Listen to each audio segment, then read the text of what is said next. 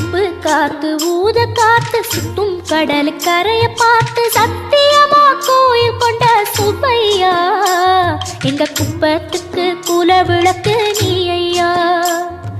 வாட காத்து வீச பார்த்து அலைய எதிர்த்து வலைய போட்டு மீன் பிடிக்கும் தொழில் நடக்குது முத்தையா.